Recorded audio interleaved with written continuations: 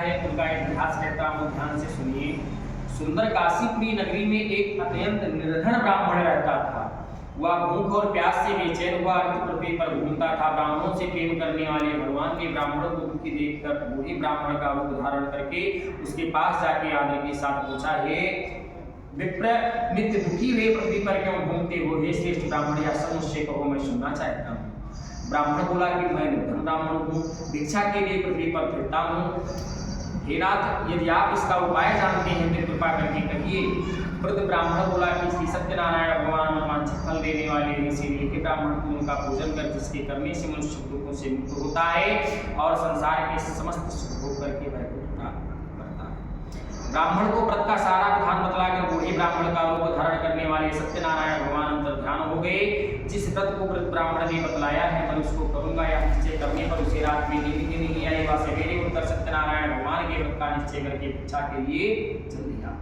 उसको उस दिन भिक्षा में बहुत धन मिला, जिससे उसने अपने बंधु बांधवों के साथ सत्यनारायण भगवान का उत्तम व्रत किया।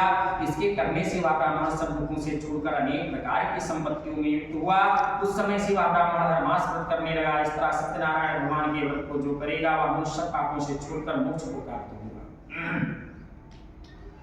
आगे जो पृथ्वी में सत्यनारायण भगवान के व्रत को करेगा वह मनुष्य सब दुखों से छूट जाएगा। इस तरह नारद जी से नारायण का कहा हुआ है। अब मैंने तुमसे कहा है, हे विष्णु, मैं और क्या कहूँ? ऋषि बोले, हे मुनीश्वर, इस संसार में इस ब्राह्मण से सुनकर किस किसने इस व्रत को किया? हम ऐसा सुनना चाहते हैं, इसके लिए हमारे मन में श्रद्धा, आशा, जिज्ञासा है।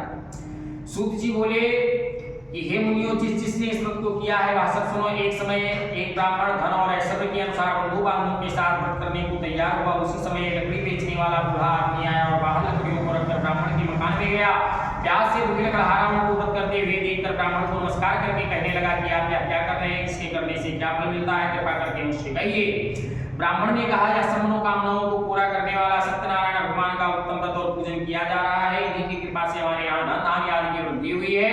ब्राह्मण से इस व्रत के बारे में जानकर लकड़हारा बहुत प्रसन्न हुआ। चढ़ा व्रत ले और प्रसाद खाने के बाद अपने घर को गया। लकड़हारे ने अपने मन में इस प्रकार का संकल्प किया कि आज नगर में लकड़ी बेचने से जो धन मिलेगा उसी से इसी सत्यनारायण भगवान का उत्तम व्रत और पूजन करूंगा। यह मन में विचार कर वह बूढ़ा आदमी लकड़ियां अपने सिर पर रखकर जिस नगर में धनवान लोग रहते थे वह ऐसे सुंदर नगर में गया। उस रोज वहां पर उसे उन लकड़ियों का दाम पहले दिनों से थोड़ा सा ज्यादा मिला, जिससे उसने अपने बंधु बांधवों तक वह लकड़हारा दाम ले और अति प्रसन्न होकर पक्के केले की पूली, शक्कर, घी, दूध, दही, गेहूं का आटा इत्यादि सत्यनारायण भगवान की सारी सामग्री को